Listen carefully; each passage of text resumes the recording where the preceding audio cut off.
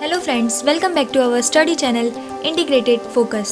आज का हमारा टॉपिक है as you can see here the title is duties of an auditor. यानी कि एक ऑडिटर क्या करता है, उसकी क्या ड्यूटी होती है, यानी कि उसको क्या काम करने पड़ते हैं एज अ ऑडिटर, उसकी जो रिस्पॉन्सिबिलिटी होती है उसे कहते हैं duty. There is a difference between liable and responsible. Liability जो है वो हम नेक्स्ट वीडियो में कवर करेंगे। ड्यूटी यानी कि रिस्पॉन्सिबिलिटी। तो सबसे फॉरमोस्ट इम्पॉर्टेंट जो है पहली ड्यूटी उसकी कि इंक्वायरी, यानी कि वो ऑडिटर को इंक्वायरी करने का सबसे बड़ा जो है जिम्मेदारी होती है। यानी कि वो क्या क्या चीज़ें इंक्वायरी करता है। सबसे पहले वो जनरली ये देखिएगा कि जो भी कंपनी ने लोन्स एंड एडवांसेस दिए हैं, तो उसकी कभी भी लोन दिया जाता है तो उसकी सिक्योरिटी रखी जाती है। तो वो ये चेक करेगा कि वो सिक्योर्ड है कि नहीं, यानी कि जो भी लोन दिया गया वो बैक्ड बाय सिक्योरिटी है कि नहीं, और साथ ही साथ वो कितने टाइम पीरियड के लिए उसके टर्म्स एंड कंडीशन फॉलो हो रहे हैं या नहीं। सारी ट्रांजेक्शन को वो चेक करेगा बुक्स एंट्री में कि कंपनी के तो प्रेजुडिशियल टू इंटरेस्ट तो नहीं है, यानी कि हार्मफुल तो नहीं है कंपनी के लिए या मेंबर के लिए। ये दोनों बातों का वो बहुत ही केयरफुली ध्यान रखेगा, क्योंकि कोई भी ऑडिटर मतलब ये चीज़ों को चेक करता है कि जो कंपनी का ऑफिसर है या डायरेक्टर है वो कहीं अपने पर्सनल यूज़ के लिए तो बेनिफिट के लिए कंपनी के इंटरेस्ट में ना काम करके मतलब सीक्रेट प्रॉफिट बना रहा है और मतलब कि फ्रॉड कर रहा है, यानी कि एंट्री गलत दिखा रहा है, लोन एंड एडवांस को डिपॉजिट की तरह ट्रीट कर रहा है, या फिर पर्सनल एक्सपेंसेस को बिजनेस एक्सपेंसेस मान रहा है, या फिर कैपिटल एक्सपेंडिचर और रिवेन्यू एक्सपेंडिचर में कोई मतलब डिफरेंस क्रिएट नहीं कर रहा है, तो ये सारी फ्रॉड होने के चांसेस होती हैं। तो उसे अच्छी तरीके से वो चेक करता है। तो ये तो मैंने समरी आपको बता दी कि इन सारी चीज़ों में जनरली जो है फ्रॉड पाया जाता है, जिसके बारे में एक ऑडिटर को इंक्वायरी करनी होती है। नेक्स्ट हमारा पॉइंट है टू सबमिट रिपोर्ट, यानी कि रिपोर्ट को सबमिट करने का भी ये इसका एक काम है। हम राइट में भी देखेंगे कि उसे रिपोर्ट को साइन करने का राइट होता है, बट रिपोर्ट को साइन करके जब सबमिट किया जाता है तो वो उसकी ड्यूटी बन जाती है। सेक्शन 143 सब सेक्शन 2 एंड 3 इसमें कवर होता है। जो हमने फर्स्ट पॉइंट पढ़ा ड्यूटी टू इंक्वायरी, वो 143 सेक्शन और सब सेक्शन 1 में कवर होता था। तो रिपोर्ट को सबमिट करेगा तो वो बहुत सारी बातों को ध्यान में रखेगा। इसमें जनरली ये देखा जाएगा कि जब वो रिपोर्ट बनाएगा तो रिपोर्ट 2-3 टाइप के होते हैं। वो मैं बाद में वो उस टॉपिक को कंप्लीट करूँगी, बट जनरली इन्फॉर्म करने के लिए मैं बता दूं कि रिपोर्ट में एक क्वालिफाइड रिपोर्ट होता है, एक क्लीन रिपोर्ट होता है। क्वालिफाइड रिपोर्ट में यानी कि कुछ ना कुछ फ्रॉड है उसके रीज़न दिए जाते हैं।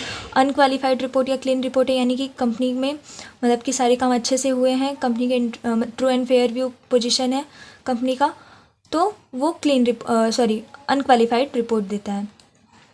तो रिपोर्ट को जब सबमिट किया जाता है तो उसमें बहुत सारी बातों का ध्यान रखना पड़ता है कि कंपनी का जो अकाउंटिंग एंड ऑडिटिंग स्टैंडर्ड होता है कंपनी एक्ट में वो फॉलो हो रहा है कि नहीं, कोड ऑफ कंडक्ट एथिकल है कि नहीं।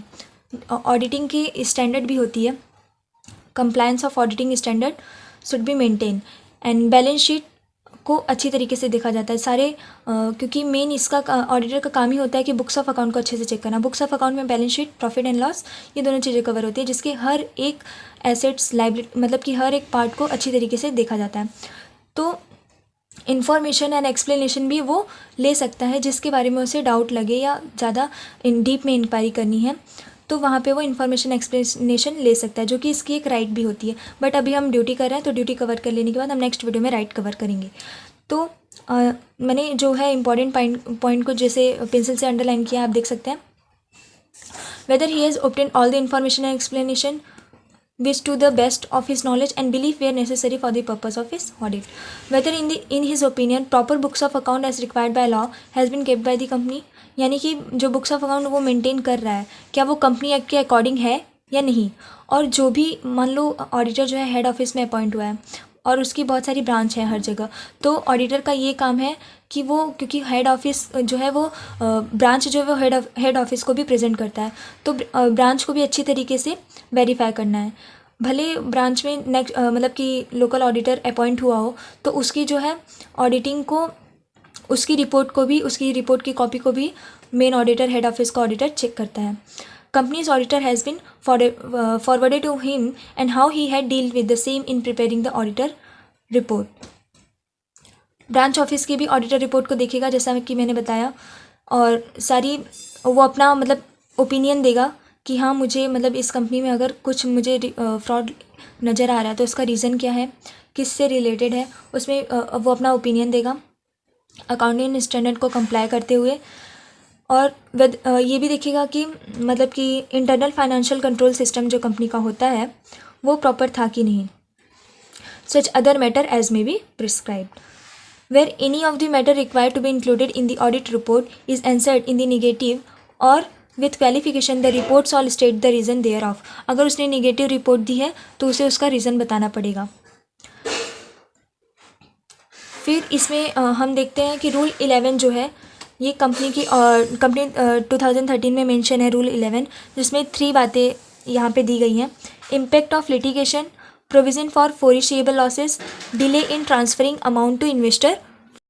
कंपनी एक्ट के रूल 11 में दिया गया है कि एक ऑडिटर के रिपोर्ट में ये क्या चीज़ें मतलब ज़्यादा कंसीडर करनी चाहिए, यानी कि मेंशन होनी चाहिए, जो कि मैंने बताया कि इम्पैक्ट ऑफ लिटिगेशन, अगर कंपनी के ऊपर कोई लिटिगेशन है यानी कि आरोप लगा है तो उसका इम्पैक्ट क्या है वो भी उसे शो करना है। साथ ही साथ अगर कंपनी कोई लॉस इनकर कर रही है तो उसे किस तरीके से मिनिमाइज़ किया जा सके, उसके रिलेटेड जो अकाउंटिंग स्टैंडर्ड है उसे फॉलो हो रहे हैं कि नहीं, उसकी प्रोविज़न भी वो मेंशन करेगा। साथ ही साथ जो IEPF अकाउंट होता है यानी कि investment education and protection fund, उसमें जो भी अमाउंट इन्वेस्ट होने चाहिए मतलब वो प्रॉपर ट्रांसफ़र हो रहे हैं कि नहीं उस अकाउंट में, ये भी वो रिपोर्ट में मेंशन करेगा कि हर कंपनी का ये जो अकाउंट है वो मेंशन हुआ है कि नहीं, मेंटेन हुआ है कि नहीं। अब हम देखते हैं बहुत ही छोटे छोटे जो है अपनी ड्यूटी बची हैं। मेन जो 50% था वो ड्यूटी टू इंक्वायरी और सबमिट रिपोर्ट में कवर होता है। बाकी के 50% अब स्टार्ट हो रहे हैं ड्यूटी टू साइन रिपोर्ट, यानी कि उसने ड्यूटी को उसकी ड्यूटी तो ये है कि रिपोर्ट को सबमिट करें, लेकिन उसकी ड्यूटी ये भी है कि वो रिपोर्ट पे साइन करे। सेक्शन 145 बताता है कि एक ऑडिटर की ड्यूटी होती है कि वो रिपोर्ट पे साइन करे, साइन करे। जैसा कि हम सभी जानते हैं, हम बोलते हैं ना सीए को तो सिर्फ साइन ही करना रहता है, साइन करने के कितने पैसे मिलते हैं, बट नहीं, उसके साथ उसकी इतनी सारी ड्यूटी होती हैं जो आज हम पढ़ रहे हैं, क्योंकि ये एक सीए ही ऑडिटर होता है। Duty to certify the statement content in the prospectus, यानी कि जब कंपनी न्यू स्टार्ट होती है, जब वो प्रॉस्पेक्टस इशू करती है, यानी कि इन्विटेशन देती है, पब्लिक को ऑफर देती है कि मेरे शेयर परचेस करो, तो उस केस में जब वो प्रॉस्पेक्टस इशू करती है तो शेयर होल्डर उसमें तभी अट्रैक्ट होते हैं जब वो देख लेते हैं कि हाँ ये सारी जो बातें प्रॉस्पेक्टस में मेंशन है वो ट्रू है या फेयर है। वो इस पे डिसाइड करती हैं कि वहाँ पे ऑडिटर का सिग्नेचर है या नहीं। अगर ऑडिटर का सिग्नेचर है और उसमें कुछ उसमें कुछ मिस स्टेटमेंट है तो उसके लिए ऑडिटर को लायबल ठहराया जाता है और साथ ही साथ उसे पेनाल्टी भी देनी पड़ती है, जो कि लायबिलिटी में भी हम अच्छी तरीके से देखेंगे। तो ये तो इसकी ड्यूटी हो गई प्रॉस्पेक्टस के केस में। अब हम देखते हैं कि इसकी duty to report under the voluntary winding up, यानी कि वॉलेंट्री वाइंडिंग अप के टाइम पे जब कंपनी वाइंडिंग अप होती है, यानी कि मतलब कि उसके सारे assets and liability pay off हो जाते हैं और कंपनी बंद हो जाती है। Duty to report under voluntary winding up, यानी कि जब कंपनी वाउंड अप होती है अपनी इच्छा से, तो उस केस में उसे एक सॉल्वेंसी की डिक्लेरेशन फाइल करनी होती है, यानी कि डायरेक्टर को। तो यानी कि कंपनी जो है वाउंड अप हो रही है अपनी इच्छा से, बट वो सॉल्वेंट है, इंसॉल्वेंट नहीं है, यानी कि वो अपनी सारी लायबिलिटी को पे करके तब बंद हो रही है।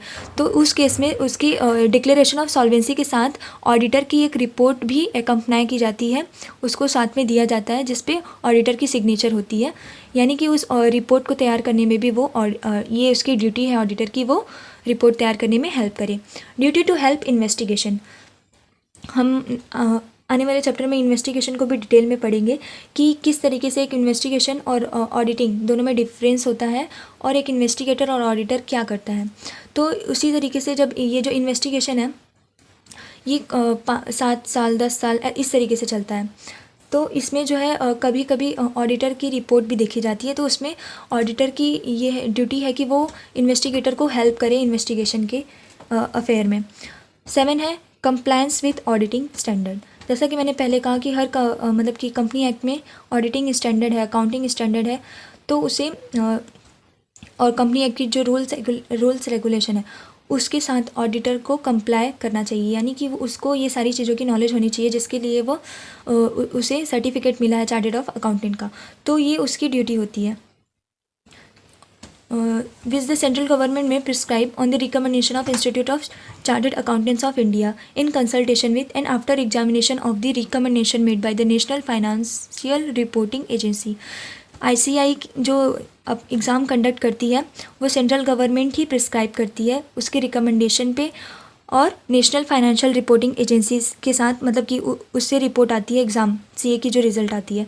तो इन ये जो है इसमें ये बताया गया है कि किस तरीके से ऑडिटिंग स्टैंडर्ड को फॉलो करना, यानी कि उसे ध्यान में रखना, डे टू डे अपडेट रहना, जो भी न्यू चीज़ें आ रही हैं अकाउंटिंग से रिलेटेड, उसमें ऑडिटर को अप टू डेट रहना चाहिए और उसे फॉलो करना चाहिए।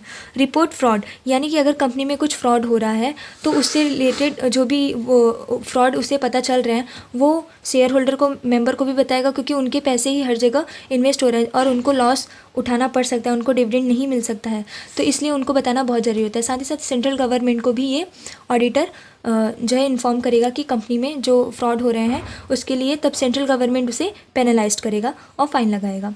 लास्ट हमारा ड्यूटी है duty to report on any other method specify by central government, यानी कि सेंट्रल गवर्नमेंट अगर कोई, ये जितना भी हमने 8 पॉइंट पढ़े उसके अलावा जो भी अदर मैटर है, अगर सेंट्रल गवर्नमेंट ने कह दिया कि कोई भी ऐसा मैटर जिस पे मतलब कि ऑडिटर को रिपोर्ट तब देनी पड़ती है, जैसे कि in consultation with national financial reporting authority NFRA, specify that the auditor reports shall also include a statement on such matter as may be specified. This will apply to such class of company as may be specified.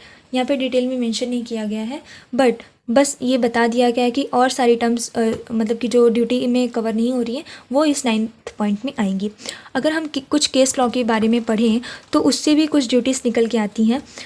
वैसे BCom के level पे तो case law इतने important नहीं है, but अगर आप CA inter में हैं तो आपको ये केस लॉ के नेम और साथ ही साथ इसके डिटेल मालूम होनी चाहिए। बट हम बिकॉज बीकॉम के लेवल की तैयारी कर रहे हैं फ़िलहाल, तो हम बस इस तरीके से देख लेते हैं जितना यहाँ पे दिया गया है। An auditor should correspond in writing with the previous auditor, he should see that for his appointment the AOA have been complied with or not, यानी कि जो कंपनी की आर्टिकल ऑफ एसोसिएशन होती है, इंटरनल रूल्स एंड रेगुलेशन की जो ये document बनाई जाती है, उसमें ऑडिटर जब अपॉइंट हुआ है तो उससे रिलेटेड उसमें जो भी मतलब कि अपॉइंटमेंट से रिलेटेड जो भी मैटर है वो कंप्लाई हुए हैं कि नहीं, और जो प्रीवियस ऑडिटर यानी कि जो ऑडिटर के पहले वाला ऑडिटर था उससे वो रिटेन में कुछ भी उससे करस्पॉन्ड कर सकता है, उससे बातचीत कर सकता है, इंक्वायरी उससे भी कर सकता है।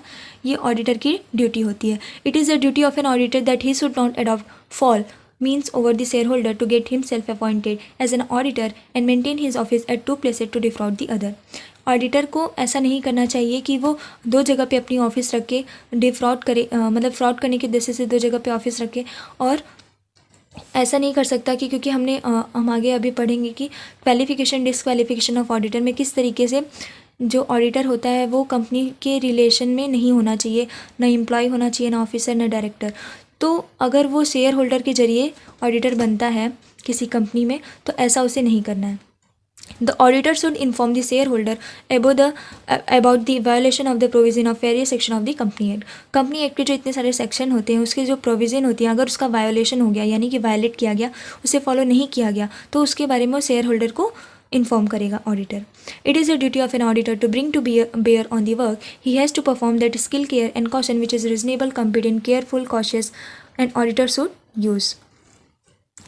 फिर हम लास्ट में देखते हैं while auditing the accounting of a company it become the duty of an auditor to scrutinize the debenture as well, यानी कि वो कंपनी के डिबेंचर, कंपनी की स्टॉक और कंपनी की एसेट्स अच्छी तरीके से चेक करेगा। अलग अलग इसे पॉइंट में दिया गया है और ये अपनी वो ड्यू डिलीजेंस, स्किल, केयर और कॉशन से करेगा, कॉम्पिटेंसी से। अगर हम सम अप करें तो आज हमने देखा कि किस तरीके से ऑडिटर को इतने सारे काम करने पड़ते हैं।